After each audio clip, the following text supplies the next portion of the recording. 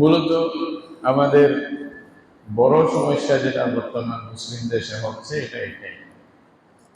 কেন মুসলমানে আজকে এত দ্বন্দ্ব, এত ভিন্ন মত, এত কথাবার্তা, হিংসা বিদ্বেষ, এগুলা সব কিছুর পিছনে আসলে যেটার ভিত্তি করে আমরা মুসলিম হয়েছি ওইটা এখনো খবর নাই, বা ইসলামকে মুসলমানই আমরা মনে করছি এটা বংশগত বিষয়, এটা আমাদের একটা জাতিগত বিষয় ইত্যাদি মনে করে ফেলছি। আসলে ইসলাম এবং মুসলমানই এটা হলো আল্লাহর পক্ষ থেকে দেওয়া একটি নিয়ামত। আল্লাহর এত বড় নিয়ামত, সেটা যে গ্রহণ করবে তাকে প্রকৃতপক্ষে মুসলিম বলা হবে। আর যদি সেটা বাস্তবে গ্রহণ না করে নিজেকে মুসলিম দাবি করে মুসলমান সমাজে বসবাস করে, মুসলিম হিসেবে জন্ম হয়, মুসলিম হিসাবে মৃত্যু হয়, কিন্তু বাস্তবে ইসলামকে ফলো করে না, আল্লাহ ইসলামের অর্থ যেটা আল্লাহ বুঝাইছেন, নবীর মাধ্যমে বুঝাইছেন, ওইটাকে যদি চিন্তা না করে, তাহলে আল্লাহর কাছে মুসলিম হিসেবে গণ্য হবে না। যদিও বা নামটা আব্দুর রহমান হয়, আব্দুল খালেক হয়, হ্যাঁ, আব্দুর রব হয়, এগুলোতে কিছু আসা যায়, এটা বড় কিছু না, এটা আসলে বুঝতে হবে। তাইলে আমি মুসলমানদের দেশের লোক, এই জন্য মুসলমান, আমি মুসলিম বংশের লোক, আমার বংশ অনেক বড়, আমাদের ঐতিহ্য আছে, আমি অমুক বংশের, এটা বলে ইসলামের দাবি এটা আল্লাহর কাছে কোনো মানি রাখে না, কোনো মানি রাখে না। এটা আল্লাহ তাআলা এগুলো মিসাল দিয়ে, উদাহরণ দিয়ে কোরআনে বোঝাই দিয়েছে। কোরআনে মজিদের মধ্যে আল্লাহ বলছেন যে আল্লাহর যেটা মিশন, আল্লাহর পক্ষ থেকে যেটা দাওয়াত, আহ্বান, লা ইলাহা ইল্লাল্লাহর যে দাওয়াত, যে প্রভু মাহবুব দাসত্বের উপযুক্ত পৃথিবীর মধ্যে আল্লাহ ছাড়া আর কেউ নেই। আল্লাহ ছাড়া যেগুলাই নিজে মাহবুব হওয়ার দাবি করবে বা মানুষেরা তাকে পূজা করবে, দাসত্বের যে অধিকার কাউকে দিবে, সব বাতিল, একটাও ঠিক না। আল্লাহ তাআলা কোরআনের মধ্যে বলে দিয়েছেন, ذلك بأن الله هو الحق وأن ما يدعون من دونه هو الباطل। আল্লাহ বলছে আল্লাহ ছাড়া বাকি যাকেই বলা হোক না কেন সবাই বাতিল, একটাও ঠিক না, মিথ্যা। আল্লাহ একমাত্র সত্য, আল্লাহ শুধু ইবাদত বলতে যা কিছু বুঝায়, সব কিছু দাসত্ব বলতে যা বোঝায়, সব কিছু পাওয়ার একমাত্র মালিক আল্লাহ রাব্বুল আলামিন, আর কেউ। এটা আল্লাহ তাআলা বলে দিয়েছে, কোরআনের মধ্যে বলে দিয়েছে, আল্লাহ তাআলা কোরআনে মজিদে জায়গায় জায়গায় বলে দিয়েছে। তাহলে আমাদের থেকে যেটা নিতে হবে, কোরআনে মজিদ থেকে নিতে হবে এবং এটা বুঝে সে মতো আমল করতে হবে। তারপরে গিয়া আমরা আসল সমস্যার সমাধান পেয়ে যাব। যদি আমরা কোরআনে মজিদ থেকে নেওয়ার চেষ্টা না করি, কোরআন মজিদ বুঝার চেষ্টা না করি, তাহলে আমরা সারা জীবন দাবি করতে পারবো, কিন্তু আমাদের দাবির কোনো মূল্য হবে না, কোনো মূল্য হবে না, এটা কোনো আল্লাহর কাছে গ্রহণযোগ্যতা আসবে না। আপনি দাবি করেন, আপনাকে কে মানা করবে? আল্লাহ তাআলা যেহেতু দুনিয়ার মধ্যে বান্দাকে সুযোগ দিয়েছে যে বান্দাকে বাধ্য করবে না, মিথ্যা বললে মুখ বন্ধ হয়ে যাবে না, অন্যায়ের দিকে দেখার সময় চোখ বন্ধ হয়ে যাবে না, আল্লাহ বলেন নাই বাধ্য করে তোমাদেরকে মুসলমান বানাবো, এটা বলেন না। বরঞ্চ আল্লাহ বললেন, যদি আল্লাহ চাইতেন, আল্লাহ যদি চাইতেন তো তোমরা তো মুসলমান না হয়ে কোনো উপায় ছিল না, যদি চাইতেন। কথার কথা, আল্লাহ তাআলা আমাদের নাক এইখানে দিচ্ছে, চোখের নিচে, ঠোঁটের উপরে সুন্দরভাবে দুটার মধ্যখানে ঠিক করছেন। এটা আল্লাহ চাইছেন যে এরকম হয়েছে। যে আল্লাহ যদি চাইতেন পিছনে দিবেন, তাহলে আমাদের কারো বাপের সাহায্য ছিল এটার সামনে আনবে? কোনো সাহায্য ছিল না, আমাদের কোনো শক্তি ছিল না। তাহলে আল্লাহ তাআলা এরকম যেহেতু বান্দাদেরকে একটা সুযোগ দিয়ে দিয়েছেন যে আমি সত্য মিথ্যা বলে দিয়েছি তোমাদের, ঈমান সত্য, কুফর মিথ্যা, রসুলের সুন্নাহ এটা সত্য, রসুলের তরিকার পরিপন্থী বিরোধিতা করা, বিদআতের মধ্যে চলে যাওয়া এটা মিথ্যা। এটা আল্লাহ বলে দিয়েছে কোরআনের মধ্যে। রসুল যেটা বলবে এটা ধর, যেটা থেকে বারণ করবে দূরে থাকো। আর তোমাদেরকে নতুন কিছু বানানোর দরকার নাই, রসুলের মাধ্যমে আমি সব বলে দিচ্ছি। বলতে পারেন যে ভবিষ্যতে কি হবে এটা রসুল আগে থেকে জানেন না, কিন্তু আল্লাহ তো জানাইছে। আল্লাহ তো রসুলকে জানাই দিয়েছেন যে আল্লাহ রসুল পাঠাইছেন, সে আল্লাহ তো সব জানে। মানুষের মধ্যে কি সমস্যা হবে কিয়ামত পর্যন্ত সব সমস্যার সমাধানের কথা রসুলের মুখে আল্লাহ বান্দাদেরকে শোনাই দিয়েছে। এবং অন্য যে সমস্ত বান্দা কিয়ামত পর্যন্ত আসবে তাদেরকে আল্লাহ বলে দিয়েছেন যে এখান থেকে চিন্তা ভাবনা করে রসুলের কথা আল্লাহর কথাকে মিলাই ব্যয় করো। এবং আল্লাহ বুঝাই দেন, এমন কোনো জটিল বিষয় আসে নাই যে সমস্ত মুসলমান অক্ষম হয়ে গেছে, কোনো হল কোনো সমাধান এরা বের করতে পারতেছেন না। এই 14 বছরের মধ্যে সেরকম কিছু হয় নাই, বাকিও হবে না ইনশাআল্লাহ।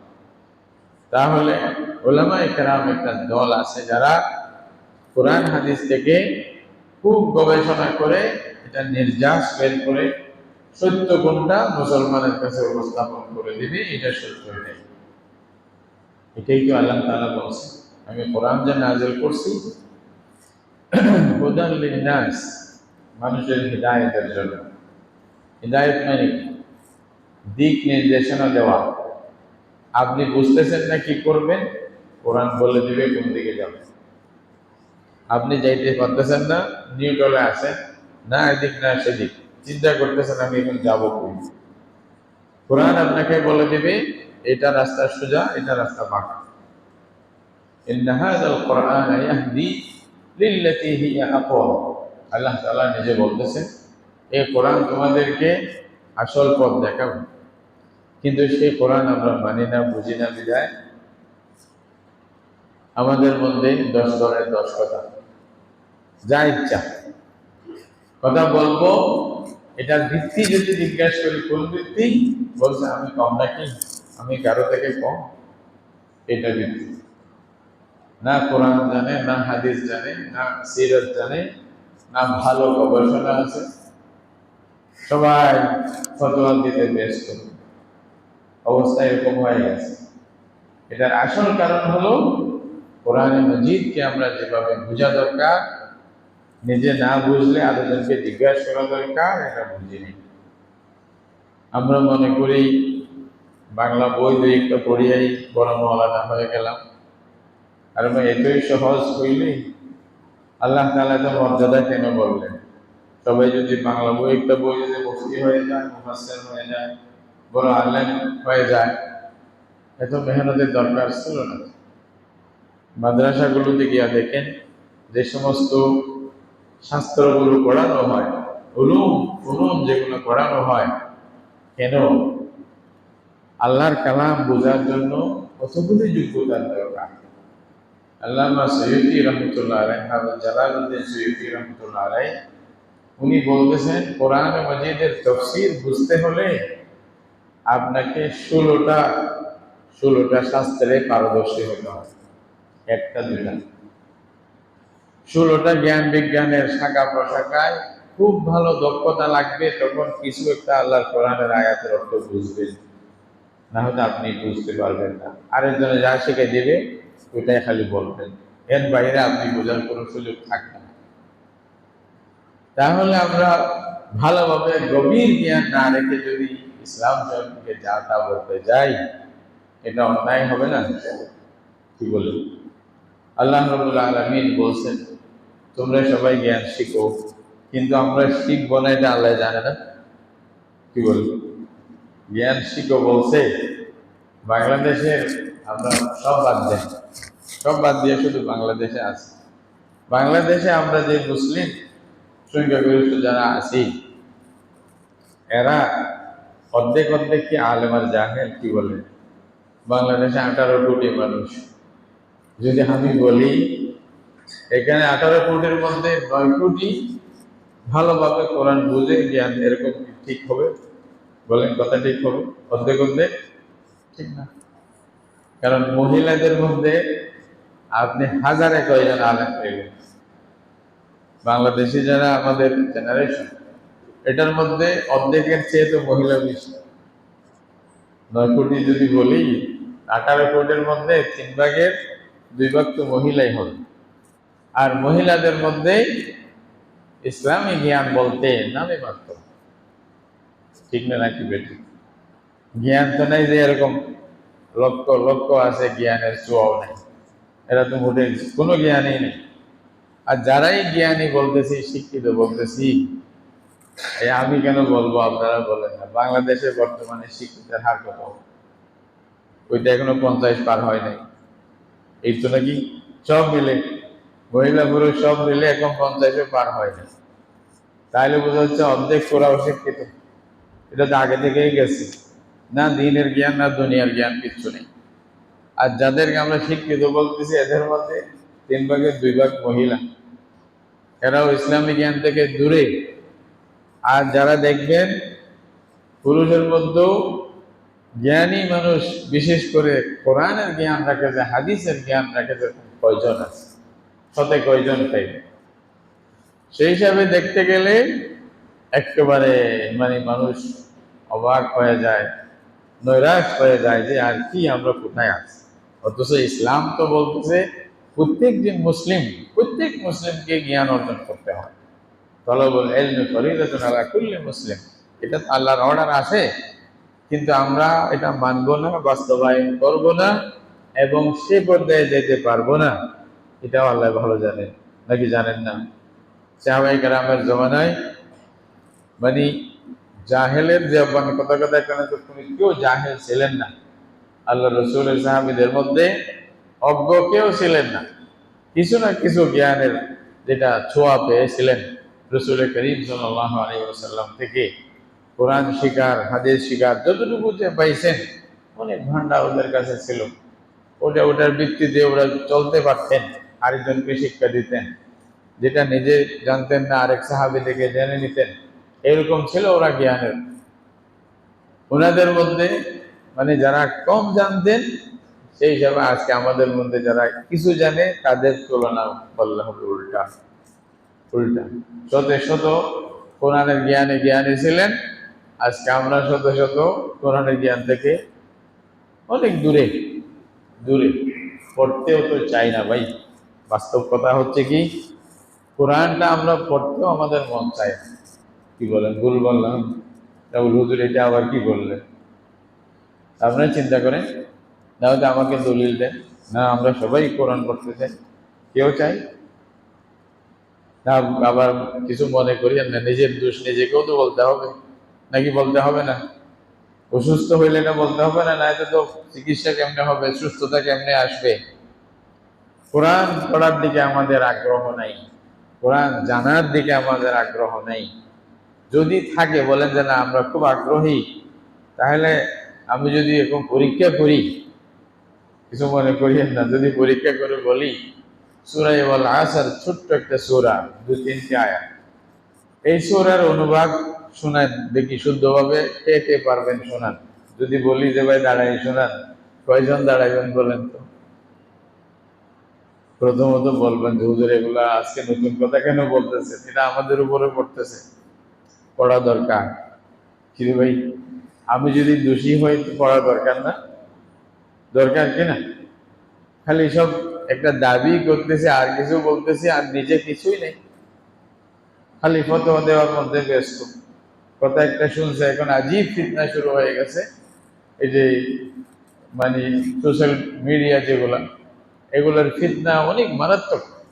এগুলা খান খান করে দিচ্ছে উম্মতকে, ভ্রাতৃত্বকে ধ্বংস করে দিচ্ছে, মান মর্যাদাকে ধ্বংস করে দিচ্ছে, আরো অনেক কিছু। এটা মানে অঘোষিত যুদ্ধ চলতেছে মুসলমানদের বিরুদ্ধে, ইসলামের বিরুদ্ধে এরা অঘোষিত যুদ্ধ চলতেছে। আপনি জানেন এই যে অনলাইনের মধ্যে যে বলতেছে আপনাকে ইসলামের লেকচার দিচ্ছে, উনি বাস্তবে মুসলমান কিনা এটা পরিচয় তো নেই। আব্দুল খালেক নাম দিয়ে রাখছে, ওখানে লিখতে সমস্যা নেই। ওখানে একটা আইডির মধ্যে নাম লিখতে হিন্দু তো লিখতে পারে, আব্দুল খালেক লিখতে পারে না। আপনি কেমনে ধরবেন? ও পরিচয় মিথ্যা দিয়েছে, আপনি কেমনে ধরবেন? ধরার উপায় আছে? কাদিয়ানি, শিয়া, মানে বাতিল মতবাদ যারা আছে ওনারা সবাই আপনাকে লেকচার দেবে। আমি জানি না কিছু, আমি যেহেতু ইসলাম সম্পর্কে জানি না, সেই রাস্তার পরিচিতি আমার কাছে নাই, তাহলে আমাকে যে কোনো কেউ মানে বিপদগামী করতে পারে, পদচ্যুত করতে পারে না? অবশ্যই পারবে, যেহেতু আমার জ্ঞান নেই, আমি জানি না তো কোন রাস্তা কোনটা। কথা কথা আপনি কক্সবাজার যাইবেন, আপনি কোন পথে যাইবেন এটা জানেন না। কেউ যদি বলে আলীকদম দিয়ে আপনি পূর্ব দিকে যান, কক্সবাজার পাইবেন? জীবনে পাইবেন? আপনি ওদিকে হাবুড়া বুকাইতে থাকবেন, খালি কক্সবাজার পাইবেন না। কারণ রাস্তা তো আরেকটা, এটা আমি চিনি না, আমাকে যে যাই বলছে। এই জন্য বলতেছে এটা আরো বড় মারাত্মক ফিতনা হয়ে গেছে।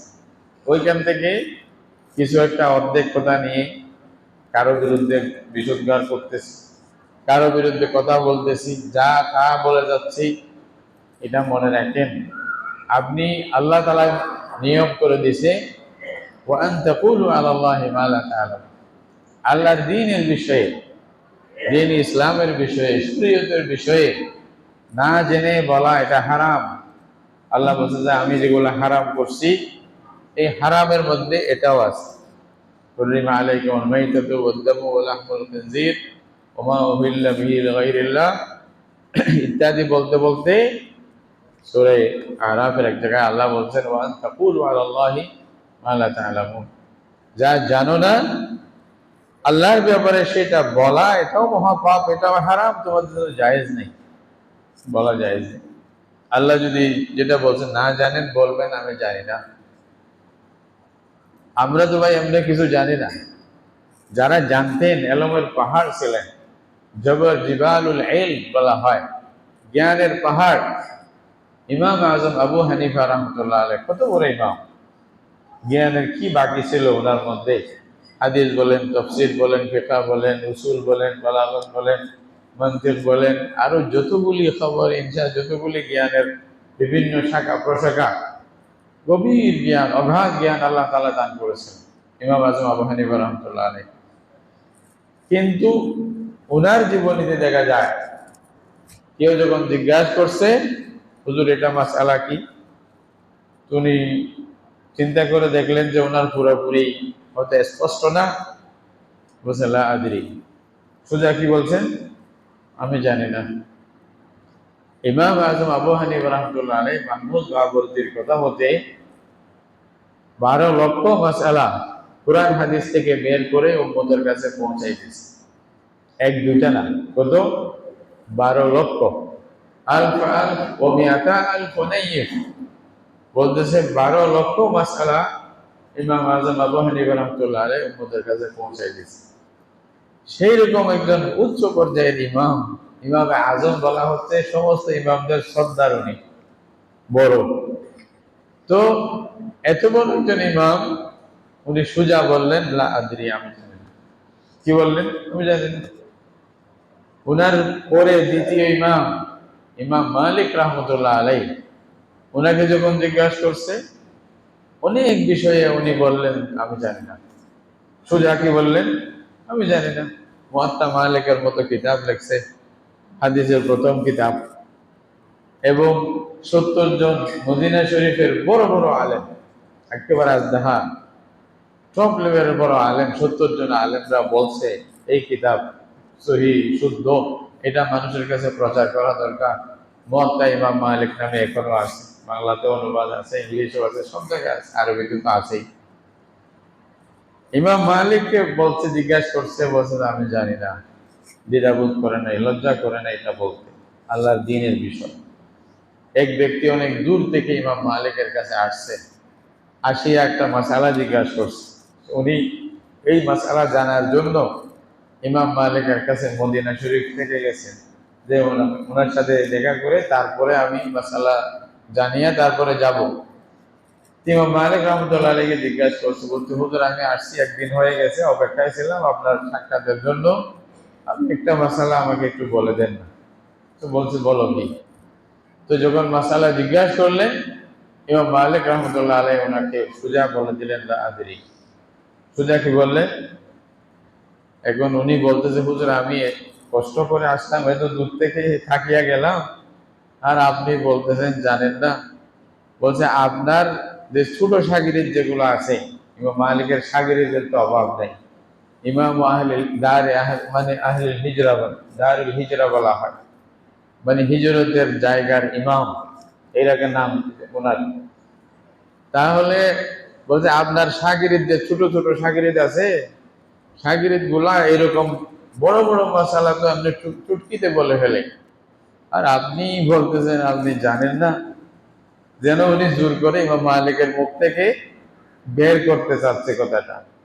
ইমাম মালিক রহমতুল্লাহ আলাইহি নারাজ হয়ে গেলেন, খুব খুব নারাজ হয়ে গেলেন। বলছে তুমি এখন আমার দরবার থেকে বের হয়ে যাও, আমার মজলিস থেকে উঠে যাও। তুমি আমাকে আল্লাহর দ্বীনের ব্যাপারে আমি বললাম জানি না, তুমি আমাকে জাহান্নামে পাঠাইতেছ। আল্লাহর দ্বীনের ব্যাপারে আমি উল্টা বলে জাহান্নামে যাব? এমন করে শক্ত করে বলে ওনাকে মজলিস থেকে উঠাই দিচ্ছে। কি বললেন? ইমাম মালিক তো এটা মানে বলেন নাই যে আমি এত বড় ইমাম হয়ে যদি আমি বলি আমি জানি না, আমার লজ্জার ব্যাপার হবে না? এটা তো চিন্তা করেন নাই উনি। ইমাম আহমদ ইবনে হাম্বল রহমতুল্লাহ আলাইহি, উনি তো এত বড় ইমাম, মুসনাদে আহমদ নামে কিতাব লেখছে। মুসনাদে আহমদ 40,000 হাদিস আছে, এখনো আছে, আরবিতেও আছে, বাংলাতেও আছে। মুসনাদে আহমদ ইবনে হাম্বল এত বড় ইমাম, উনি মানে 6 লক্ষ মতো হাদিস মুখস্থ ছিল। ওনাকে কোনো মাসলা জিজ্ঞাসা করলে যদি ওনার জানা না থাকতো, বলতেন এটা আমি জানি না, আমার থেকে বড় কাউকে জিজ্ঞাসা করো, আমার থেকে বড় কাউকে জিজ্ঞাসা করো, এটা আমার জানা নেই।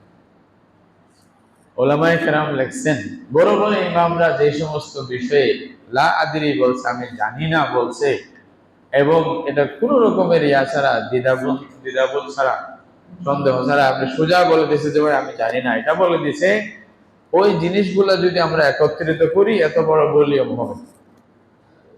বলে দিছে এটা কোনো লজ্জার বিষয় না। হতে পারে এত বড় আলেম জানে না, পরে আর জানিয়ে বলবে, এটাও তো হইতে পারে। কিন্তু আজকে আমরা নাউজুবিল্লাহ মিন যালিক কি হয়ে গেছে, যাই জিজ্ঞাসা করবে বা জানি না জানি নিজের থেকে একটা মন গড়া ইচ্ছা মতো বলে দিলাম, কোরআন হাদিসের তোয়াক্কাই করলাম না, ইসলামী ইতিহাসের তোয়াক্কাই করলাম না, তাফসীরের কথা জিজ্ঞাসা করলাম না, মোতালাই তো করি নাই, তাফসীর এটা তো মোতালাই করি নাই। একটা দুই নাকি বন্ধু ছিল, দুইজন বন্ধু, আরবি ভাষা জ্ঞানের বড় পারদর্শী, মাহের মানুষ, আরবি ভাষা জ্ঞান অনেক বেশি জনজনের। তো এক বন্ধু আরেক বন্ধুকে বলতেছেন যে বন্ধু, আমার কিছু মানে পরিচিত লোকেরা, জানাশোনার যারা লোক, তারা বলতেছে কোরআনের তফসির লিখতে। বলছে আমি চিন্তা করছি তফসির লিখবো, কি বলো, তোমার রায় কি? দুজন বড় আলেম। তো ওই যে বড় আলেম আরেকজন বন্ধু ছিলেন, উনি জিজ্ঞাসা করতেছে, বলছে তুমি কোরআনের তফসির লিখবা? বলছে একটা কথা জিজ্ঞাসা করি। বলছে কেমন? বলছে বাঘ আছে না বাঘ, বলছে বাঘের আরবি কয়টা জানো তুমি? বাঘ বোঝানোর জন্য আরবিতে কয়টা শব্দ আছে, আরবি ভাষায় কয়টা শব্দ আছে, তো কয়টা তুমি জানো বলো দেখি। তুমি অনেক চিন্তা ভাবনা করে বললেন, বলছে আমি 500 শব্দ জানি। কয়শো? 500। 500 শব্দ, প্রত্যেকটার অর্থ হচ্ছে বাঘ। অর্থ হচ্ছে কি? বাঘ। আপনারা হয়তো অবাক করবেন না, বলে এটা কেমন? কিতাব ও হায়াতুল হায়াওয়ান নামে একটা কিতাব আছে, আল্লামা দুমেরি রহমতুল্লাহ একটা কিতাব।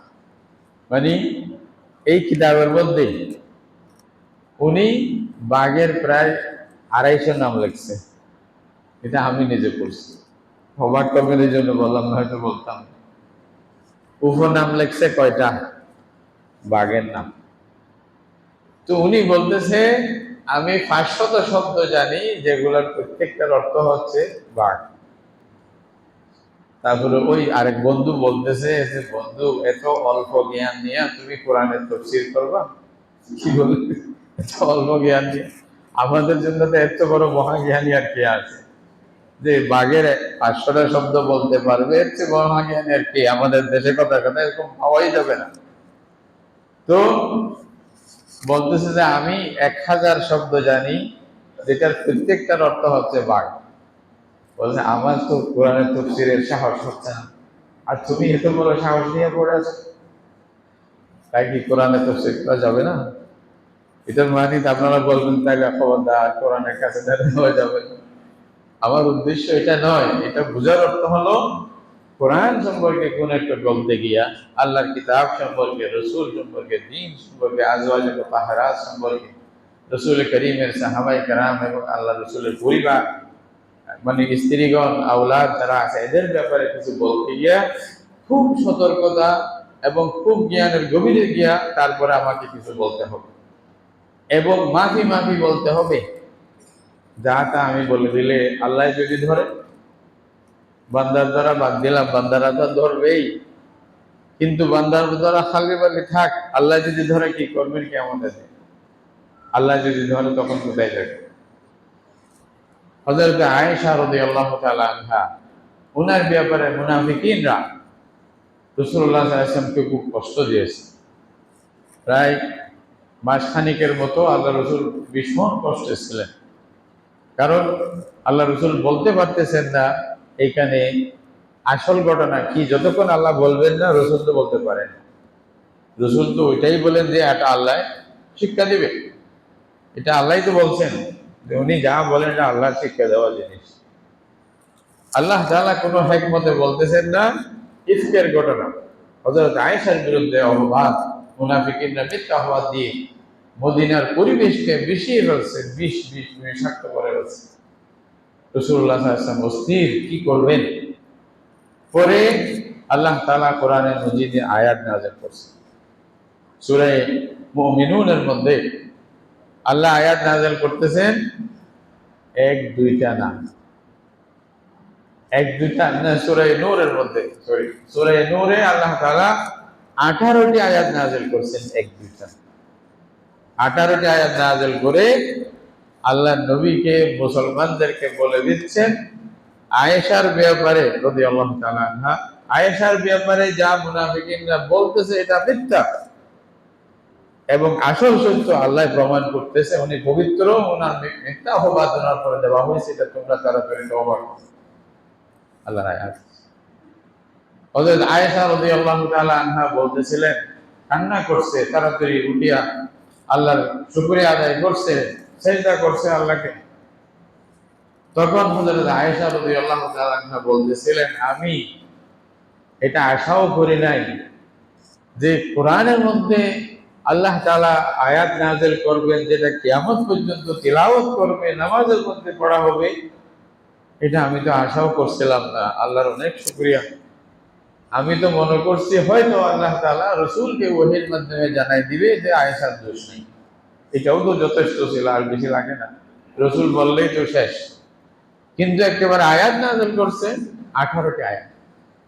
তাহলে সে আজওয়াজে মুতাহহারাত যাদের ব্যাপারে আল্লাহ তাআলা এরকম কথা বললেন, আমি যদি বলি উল্টাপাল্টা, আমি যদি বলি মানে ওদের ব্যাপারে এমন কথা যেটা আসলে বাস্তবের সাথে তো মিল নাই, এটা আমি জানি না।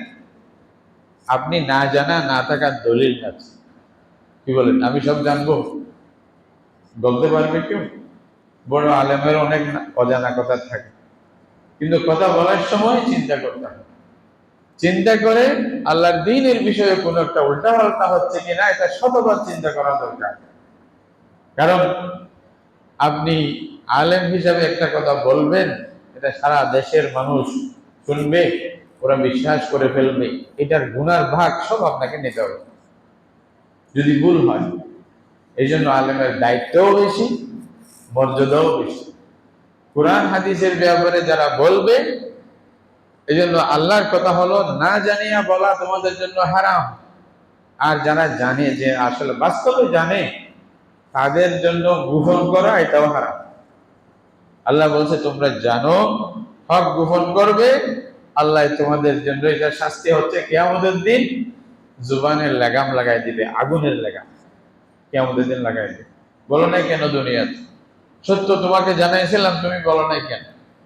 এটার জন্য পয়সা দিতে হবে না, দাওয়াত দিতে হবে। আল্লাহ যে আপনাকে জান দিয়েছে, আপনাকে আপনার নিয়ামত দান করছে, এলম দান করছে, এটার শুকরিয়া হচ্ছে আপনি মুফত বলে দিবেন মানুষকে। পয়সা চাইবেন না মানুষের কাছে, উজরত চাইবেন না। আল্লাহ তাআলার অর্ডার এটা, ইত্তাবিউ মান লা ইয়াসআলুকুম আজরা ওয়া হুম মুহতাদুন।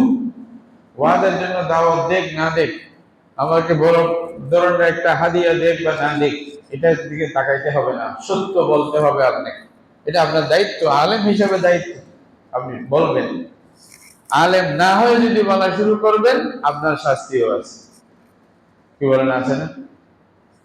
আমি আপনাদেরকে একটা মেসাল দিয়ে বুঝাইছিলাম, আগেও বুঝাইছিলাম। এটা হলো এই যে যারা ডাক্তার হয়, ডাক্তারি পড়ে, এখন কেউ যদি ডাক্তারি না পড়িয়া কম্পাউন্ডার আছে, ওই যে ওষুধের দোকানে কম্পাউন্ডার থাকে না কতগুলি, ছোটখাটো কিছু জিনিস থাকে, প্যানাডল ফ্যানাডল দিতে পারে, ওই যে নাফা টাফা দিয়া মানুষের চট্টরের জন্য একটা দিয়া দিবে, সবসময় ডাক্তারে দিচ্ছে, শুনতে বলছে হ্যাঁ এটা নিয়ে যাও, এটা ভালো হয়ে যাবে, আছে না? এইরকম যদি কম্পাউন্ডার একটা অপারেশন করলো রুগী মারা গেল, সরকারে কি ফাইসালা দিবে বলে? সরকারের বিচার কি করবে? এই তো ডাক্তার না, এর অধিকার ছিল না এটা করার, এত বড় চিকিৎসা করার অধিকার ওর নাই, যেহেতু ডাক্তার না। সে করলো কেন? অনধিকার চর্চা করলো এবং ভুল করলো, তাকে শাস্তি দিতে হবে, তাকে ফাঁসি দেবে। কি বলেন? যদি মানুষ মারা যায় ভুল চিকিৎসায়, যার অধিকার নাই, অযোগ্য ব্যক্তি ভুল চিকিৎসা করে যদি রোগী মারা যায়, এটাকে শাস্তি দিবে, মানে মৃত্যুদণ্ড, তাকে ফাঁসি দেবে। সে মানুষ মেরে ফেলছে, এটা বলবেন না?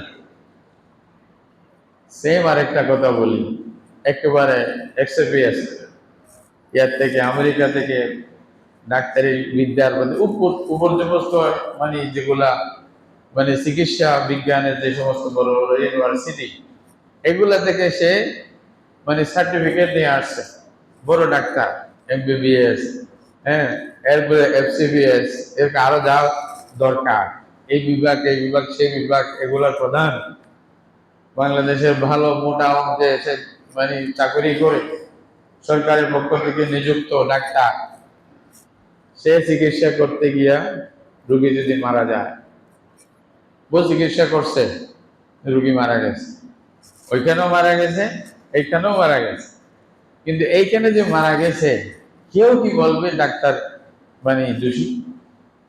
আমরা বলবো? আমরাও তো বলবো না, আমরাও বলবো হাইরে অনেক চেষ্টা করে দেখছি, বড় বড় ডাক্তার দেখছি, কিন্তু তার হায়াত ছিল না। দোষটা কারে দিব? তখন দোষটা কাকে দিব? রোগীকে। তার ভাগ্য নাই, এখন দাবাই কাম হবে না, দোয়া করতে হবে, এটাই তো আমরা বলি, সব সব করে দেখছি। আচ্ছা, এই যে ডাক্তারে যদি ভুলও করে, হয়তো ভুল হয়ে গেছে, ডাক্তারের ওই মাসের বেতন কেটে ফেলবে? সরকার বলবে 1 মাসের বেতন দিব না, রোগী মারা গেছে, বলবে নাকি? বা তোমাকে শাস্তি দিব, বলবে নাকি? বলবে না, বরঞ্চ ওই মাসের বেতন তাকে দিবে ঠিক মতো, আগের মতোই, ভুল করলেও বেতন দিবে। কেন? সে তো আসলে ডাক্তারি পড়ছে, ডাক্তারি করার যোগ্যতা আছে তার মধ্যে। আবার এই যে ডাক্তার, এটা ডাক্তারেরা বলছে, মানুষেরা না। কারা বলছে? আরেক মুসিবত আমাদের, বড় ডাক্তার বলি আমরাই ফতোয়া দিই, বলছে বড় ডাক্তার আর নাই, আমি ডাক্তারি কিছু জানি না, তা আমি কেমনে বলবো ও ডাক্তার কিনা? কিন্তু আমরাই তো বলতেছি আচ্ছা এর চেয়ে বড় ডাক্তার আর নাই, বলি না? ওরে বা, যে যায় সে ভালো হয়ে যায়, আমার এতটুকু। তাহলে ডাক্তার কিনা এটা কাদের বলতে হবে? ডাক্তার দেখে বলতে হবে। এর চেয়ে বড় ডাক্তার বলবে যে হ্যাঁ ও ডাক্তার, নাকি? এখন আমরা বড় আলেম কাকে বলি? আমরা যারা ফেসবুকে দেখি, একটু বিয়ে বেশি হয়েছে, ওর তোর বড় আলেম আর নাই। আরে ভাই, আলেম কিনা এটা আলেমকে জিজ্ঞেস করতে হবে, তুমি আমি ফতোয়া দিলে কি হবে? আমরা হাজার জন বললেও তো ভালো আলেম হওয়ার এটা প্রমাণ হবে না। আলেমের প্রমাণ হওয়ার জন্য আলেমকে সার্টিফাই করতে হবে, বড় বড় ইউনিভার্সিটি মাদ্রাসা বলতে হবে হ্যাঁ উনি পড়ছে এই বিষয়গুলো, উনি পারদর্শী, তারপরে না হবে, না হলে হবে না। তো এই ডাক্তার যেহেতু যোগ্যতা নিয়ে আসছে, সার্টিফিকেট আসছে, ডাক্তারের সার্টিফাই আছে, একে আমরা দোষী বলতেছি না। কোরআনের ব্যাপারেও সেম এরকম কথা। হাদিসের মধ্যে আছে রাসূল করিম সাল্লাল্লাহু আলাইহি ওয়াসাল্লাম বলতেছেন, আল্লাহর দ্বীনের ব্যাপারে যারা ইলম অর্জন করছে, যে যোগ্যতা আছে যাদের কাছে, কোরআন হাদিস বুঝার মতো যোগ্যতা আছে, সবকিছু মিলে অবস্থাকে মিলে কোরআন হাদিস থেকে এটার সমস্যার সমাধান দেওয়ার মতো যোগ্যতা অর্জন করছে, ওনারা যদি খালেস নিয়তে মেহনত করার পরে বুড়ো হয়ে যায়, গলত হয়ে যায়, আল্লাহ তাআলা তাকেও সওয়াব দান করবে। যেহেতু মেহনত করছে, যোগ্যতা আছে, সব চেষ্টা সে শেষ করছে এজন্য। আর যে আল্লাহর কোরআনের ব্যাপারে, হাদিসের ব্যাপারে, রসুলের ব্যাপারে, রসুলের আজওয়াজে মুতাহহারাত, সাহাবায়ে কেরামের ব্যাপারে, দ্বীনের ব্যাপারে, কোরআনের ব্যাপারে না জেনে যদি শব্দ বলে, মুখের শব্দ বলে, তাকে শাস্তি দেওয়া হবে। আজরাউকুম আলাল ফুতিয়া আজরাউকুম আলান নার। রাসূলুল্লাহ সাল্লাল্লাহু আলাইহি ওয়াসাল্লাম বলতেন যে বেশি বেশি ফতোয়া দেয় জাহান্নামের দিকে বেশি যায়। তাহলে উলামায়ে কেরামকে, যারা কওমের মুক্তাদা, যারা আপনারা যাদের কথা শুনে সামনের দিকে বলবেন, যাদের কথা রেফারেন্স দিবেন, ওদেরকে খুব চিন্তা ভাবনা করে, অনেক গবেষণা করে তারপরে কথা বলতে হবে। তাও মাফিয়া বলতে হবে, যতটুকু আছে অতটুকু, এর বেশিও না কমও না। এটাই হলো নিয়ম, এটাই হলো সাদাকত দ্বীনের সাথে। এই কোরআনকে সেভাবে বোঝা এবং কোরআনের হক আদায় করে মানুষের কাছে পৌঁছানো, এগুলা নাই বিধায় আজকে আমাদের মধ্যে এই অবস্থা। মুসলমানদের এই দুরবস্থা কেন? আমরা অধিকাংশ কোরআনের কাছে দাঁড়া নেই, আর যারাও আছে নামে মাত্র, যারা দুই একটা অর্জন করছে জ্ঞান, জ্ঞানের কিছু মানে কোন একটা পাইছে আর কি। আমি বলছি যে আমি তো জ্ঞানের সাগর, আমার আর কিছু দরকার। এগুলা সব আমাদেরকে অনেক দূরে নিয়ে গেছে। অনেক সময় নাউজুবিল্লাহ দুই একটা শব্দ পড়ে, কিতাব পড়ে জ্ঞানের অহংকার চলে আসে। আপনাদেরকে বলছিলাম জ্ঞানের মধ্যে কোনো এমন সাগর, এটা শেষ নাই। হাবুডুবু খাইতেই থাকবেন, আপনি সাঁতার কাটতেই থাকবেন, শেষ হবে না, সেরকম জ্ঞানের ভান্ডার। একটা তফসির ছিল, তফসিরে শাহিন নামে তফসির, 1000 খণ্ড। কোরআনে মজিদে তফসির করছে কয় খণ্ড? 1000 ভলিউম। ওইখানে শুধু বিসমিল্লাহির রহমানির রহিম শব্দের তফসির করছে 33 খণ্ড। কিসের তফসির? শুধু বিসমিল্লাহির রহমানির রহিম এই আয়াতের তফসির করছে 33 ভলিউম। আপনি তো বলবেন এগুলা কি আমরা গপ মারতেছে মনে হয়। কিতাবে দেখে, কিতাবের ইতিহাস যেখানে লেখছে ওখানে লেখা আছে। হাদিয়াতুল আরিফিন নামে কিতাব আছে, নদওয়াতুল মুসান্নিফিন নামে কিতাব আছে, এখানে মুআজামুল মুআল্লিফিন নামে কিতাব আছে। খণ্ড খণ্ড করে অনেক বড় কিতাব। দেখেন না, পড়িয়া দেখেন না কি লেখছে। আমি আপনাদেরকে বলি, একটা কিতাব ফাতহুল্লাহ ফি তাহকিকি ইসমি আল্লাহ, লফজ আল্লাহ, যে আল্লাহ শব্দ, এটার একটা তাহকিক করছে একজন বড় আলেম।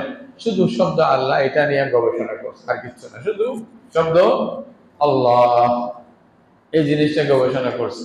500 পৃষ্ঠা লেখছে। কয়শো পৃষ্ঠা? তাহলে হুজুর এটা, এই কিতাবটা আমি নিজে পড়েছি, নাকি মিথ্যা বলছি মনে হচ্ছে? আপনারা দেখতে চাইলে দেখাইতে পারবো। চলেন আমার সাথে বাবুনগর মাদ্রাসায় আসে, লাইব্রেরিতে আছে, এত বড় কিতাব, শুধু আল্লাহ এই শব্দটার তাহকিক করছে। অবাক লাগে না? এলমের সাগর, এলমের শেষ নাই। এই জন্যই তো আলেমদের কথা হলো, আমার চেয়ে যারা বেশি জানে তাদের কাছে গিয়ে ধারণা দিতে হবে, তাইলে না আমি জানি না যে এটা বুঝে আসবে। আল্লামা হারুন বাবুনগরী রহমতুল্লাহ আলাইহি, আল্লাহর ওলি, একটু বড় বুজুর্গ ছিলেন। উনি এক কথার প্রসঙ্গে বলতেছিলেন, আরে তুমি যে জাহেল, তুমি যে জানো না, এটা বোঝার জন্য বেটা অনেক পড়তে হবে। তুমি যে জানো না, এটা বোঝার জন্য অনেক পড়তে হবে। অনেক পড়ার পরে বুঝবা যে তুমি জানো না, এটা বুঝে আসবে, জানবা যে না বেশি। আমরা কোথায় কোরআন সম্পর্কে, হাদিস সম্পর্কে যা তা বলে যাচ্ছি, এটা বড় মারাত্মক। যেহেতু কথা একটা বলার আগেই একজন ওয়াজ করছে, ওটা ওখানে সীমিত থাকতো, আমাদের বলতে হইতো না। কিন্তু এখন এমন অবস্থা, কিছু একটা করলেই সারা দেশে মানুষ এটা হইচই, মানুষ বিভ্রান্তির মধ্যে পড়ে, এটা কি ঠিক, তাহলে কোনটা ঠিক কোনটা বেঠিক। শুধু মাসআলাটা বলার উদ্দেশ্যে বলতে হচ্ছে, হযরত খাদিজা রাদিয়াল্লাহু তাআলা আনহা, হয়তো আমাদের অনেকের এরকম মনের মধ্যে থাকতে পারে, আপনারা গবেষণা করলে, কোরআন হাদিস পড়লে, ইতিহাস পড়লে, তাফসীরের কিতাব পড়লে, সিরাতের পুরোপুরি পড়লে তারপরে বুঝতে পারবেন ওনার ব্যাপারে একথা বলা, জীবনে একটি নামাজ পড়েন নাই, একটি রোজা রাখেন নাই, যাকাত দেন নাই, পর্দা করেন নাই, ইন্না লিল্লাহ, এভাবে বলা উচিত না। কারো পক্ষ বিপক্ষ না নিয়া শুধু মাসআলাটা বোঝার জন্য আমি যদি বলি, নামাজ ফরজ হয়েছেন, এটা মেরাজের মধ্যে যে নামাজ ফরজ হয়েছে বলতেছে, এটা 5 ওয়াক্ত তরতিবের সাথে ফরজের একটা নিয়ম আল্লাহর রাসূলের কাছে আল্লাহ দান করছে। যে এটার মানে এর আগে নামাজ ছিল না, এটা তো না। আপনারা কোরআন পড়েন, রসুলের সিরত পড়েন, রাসূলুল্লাহ সাল্লাল্লাহু আলাইহি ওয়াসাল্লামের উপরে প্রথম যখন ওহী নাযিল হলো, তারপরে কিছুদিনের পরে আবার যখন ওহী আসছে, আয়াতগুলো কি ছিল? ইয়া আইয়ুহাল মুযাম্মিল কুমিল লাইলা ইল্লা কালিলা নিসফাহু আও ইনকুস মিনহু কালিলা আও জিদ আলাইহি ওয়া রাত্তিলিল কুরআনা তারতিলা। আল্লাহ রাসূলকে বলতেছেন, কম্বল নিয়ে বসে থাকলে হবে না, উঠেন, উঠেন, অনেক অর্ধেক রাত, তার চেয়েও বেশি, প্রায় রাতে আপনি আল্লাহর ইবাদত করেন, নামাজ পড়েন। এটা মেরাজের অনেক আগের কথা। মেরাজ তো আরো 500 বছর পরে হয়েছে। এটা প্রথম বছরে আল্লাহ রসুলকে বলতে আপনি নামাজ পড়েন। স্পষ্ট ভাবে আছে হাদিসের মধ্যে, হযরত খাদিজা রাদিয়াল্লাহু তাআলা আনহা উম্মুল মুমিনিন, পৃথিবীর শ্রেষ্ঠ নারী, পৃথিবীর মধ্যে শ্রেষ্ঠ নারী, নাকি এমডি আল্লাহ দিয়ে দিছে? যে শ্রেষ্ঠ না হলে দিতেন? তাহলে বড় বড় মহিলা হযরত ফাতিমা রাদিয়াল্লাহু তাআলা আনহাকে, মানে আল্লাহ রসুল বলছে মহিলাদের সর্দার, কিন্তু ওনার মা না, মা ছাড়া, হযরত খাদিজা ছাড়া ওনার মর্তবা আরো বেশি। তাহলে আল্লাহ এই নারীর মধ্যে এত ভালো গুণ সব ছিল, বিদায় তো আল্লাহ তাআলা ওনাকে শ্রেষ্ঠত্ব খেতাব করছে, জান্নাতের সুসংবাদ দিয়েছেন, সালাম পাঠাইছেন, যা তা না। উনি রাসূলুল্লাহ সাল্লাল্লাহু আলাইহি ওয়াসাল্লামের সাথে প্রথম ওহী নাযিল হওয়ার পরে আল্লাহ রাসূল সাল্লাল্লাহু আলাইহি ওয়াসাল্লাম যখন দ্বীনের কথা বললেন, যে আল্লাহ এক, আল্লাহ ছাড়া কাউকে মানা যাবে না, ইসলামের বুনিয়াদ হলো 5টা জিনিস, লা ইলাহা ইল্লাল্লাহ মুহাম্মাদুর রাসূলুল্লাহ সাক্ষী দেওয়া, নামাজ পড়া, রোজা রাখা, হজ করা, যাকাত দেওয়া, এটাই তো, নাকি আর কিছু আছে? রাসূলুল্লাহ এটা বলেন না এখানে নামাজ নাই? রাসূলুল্লাহর আগে থেকে নামাজ ছিল না? বলেন, নামাজ তো রাসূলুল্লাহ সাল্লাল্লাহু আলাইহি ওয়াসাল্লামের আগে থেকে ছিল, আদম আলাইহিস সালাম থেকে শুরু করছে, নাকি ছিল না? ইব্রাহিম আলাইহিস সালাম নামাজ পড়েন নাই? ইব্রাহিম, দিন ইব্রাহিমের উপর আরবের লোকরা অনেকে ছিল, তো নামাজ সম্পর্কে সবাই জানতেন। নামাজের ব্যাপকতা, বিশেষ হুকুম কোন শরীয়তে কিরকম হবে, এইটা খালি মেরাজের রাতে হয়েছে। আপনারা যদি মনে করেন এর আগে নামাজেই ছিল না, এটা ভুল ধারণা। শুধু বাস্তবটা জানার জন্য বললাম, কারো পক্ষে বিপক্ষে না, এটা মনে করবেন না। শুধুমাত্র বাস্তবতা জানেন, হযরত খাদিজা রাদিয়াল্লাহু তাআলা আনহা নামাজ পড়তেন, রাসূলুল্লাহ সাল্লাল্লাহু আলাইহি ওয়াসাল্লামের সাথে নামাজ পড়তেন। রওয়ায়াতের মধ্যে আছে সকালে 2 রাকাত, বিকালে 2 রাকাত রাসূলুল্লাহ সাল্লাল্লাহু আলাইহি ওয়াসাল্লামের সাথে নামাজ পড়তেন।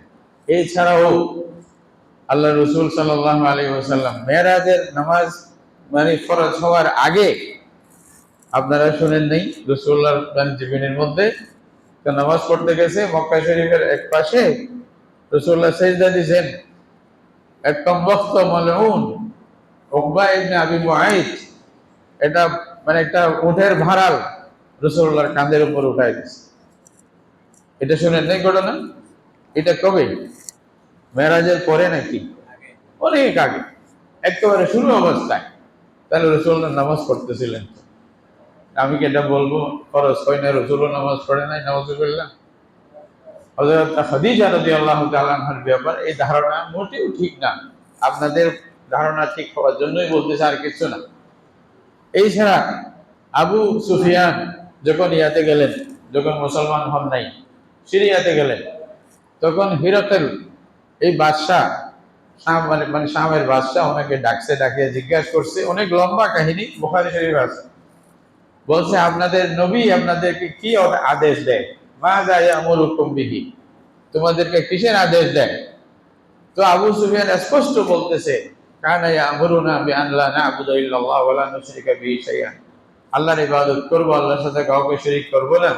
ওয়া ইয়ামুরুনা বিস সালাত, শব্দ স্পষ্ট, বিস সালাত ওয়াল আফাফ ওয়াস সিদকি ওয়াস সিলাতি, বলছে আমাদেরকে এগুলা আত্মীয়তার বন্ধন রক্ষার জন্য, মহিলাদের মানে সতীত্ব বজায় রাখার জন্য, এভাবে নামাজের জন্য, সাদাকা করার জন্য উনি আমাদেরকে আদেশ দেন। এটা স্পষ্ট করে বলছে। তাহলে এখানে সালাতের কথা, এটা মেরাজের অনেক আগের কথা। আপনি এরকম দলিল যদি তালাশ করেন অনেক পাইবেন। তো সব দলিলের আমাদের একটাই যথেষ্ট। তাহলে আবু বকর সিদ্দিক রাদিয়াল্লাহু তাআলা আনহু, ওমর ইবনে খাত্তাব রাদিয়াল্লাহু আনহু সবাই নামাজ পড়তেন। অনেক সময় লুকায়ে পড়তেন। কাদের থেকে? কাফেরদের থেকে লুকায়ে পড়তেন, যেন ফিতনায় না পড়ে যায়। কেউ নতুন মুসলমান হলে আলাদা করে গিয়ে নামাজ পড়তেন।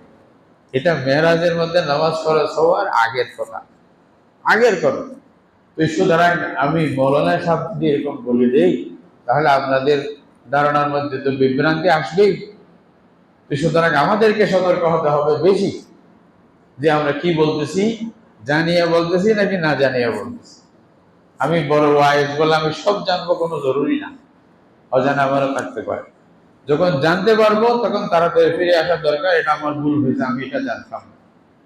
ঠিক আছে, আমি একটা ভিত্তিতে বলছি, এটা ভুল বলতেছিলাম এটাই।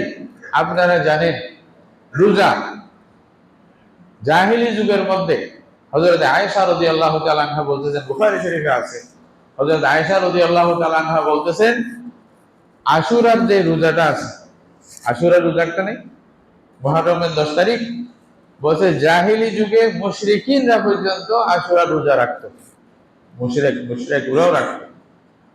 তাহলে রাসূলুল্লাহ রাখতেন কোথায়? মক্কা শরীফে।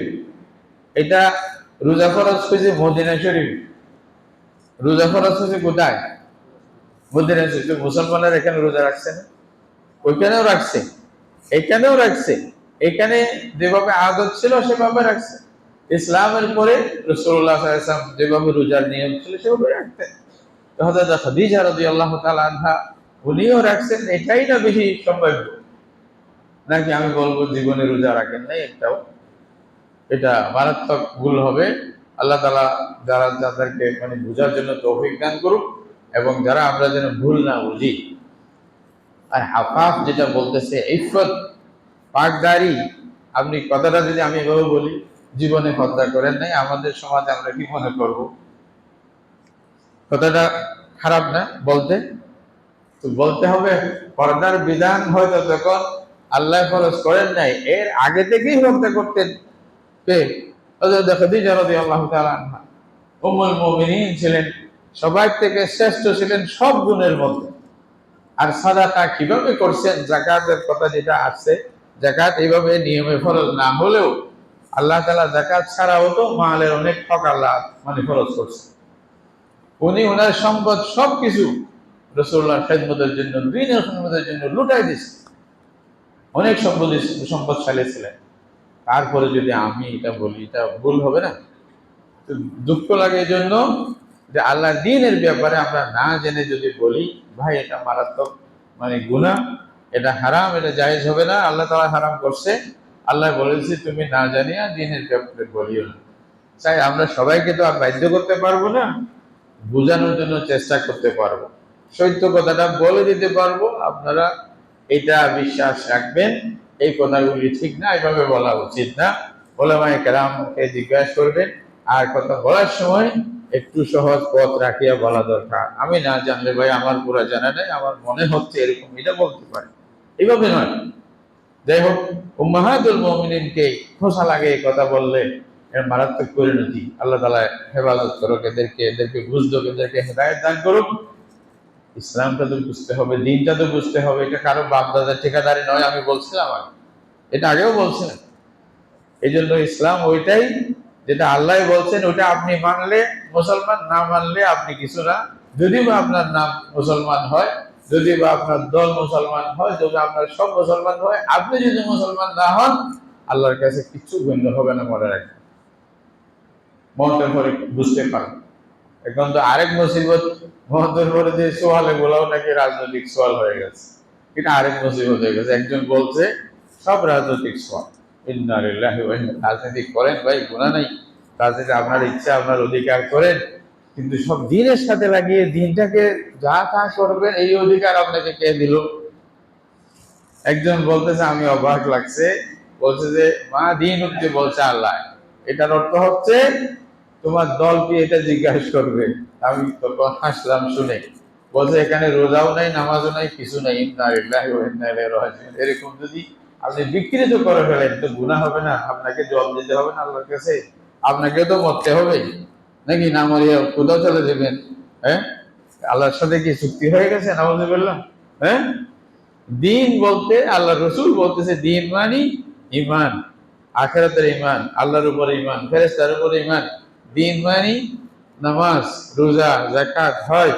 দিন মানি আন তা'বুদাল্লাহ কাআন্নাকা তারাহু। ইসলাম, ইমান, ইহসান, এই দিনটার সমষ্টিকে দিন বলা হয়, আল্লাহ রসুল বলতে সাফ করে। তা আমি যদি বলি দিনের মধ্যে নামাজ নাই, রোজা নাই, যাকাত নাই, তাহলে এটা ভুল হবে না? এই সমস্ত বিভ্রান্তি থেকে নিজেদেরকে বাঁচাবেন এবং সঠিক বুঝটা বোঝার জন্য চেষ্টা করবেন। এটি বলছে আল্লাহর দ্বীনের ব্যাপারে না জানিয়ে আমরা কিচ্ছু বলবো না। আর জানি, যদি জানতে পারি, ওইটা আরেকজনের কাছে সুন্দরভাবে পেশ করার জন্য চেষ্টা করব। আল্লাহ তাআলা আমাদেরকে বোঝার জন্য, আমল করার জন্য তৌফিক দান করুন। ওয়া আখিরু দাওয়ানা আলহামদুলিল্লাহি রাব্বিল আলামিন।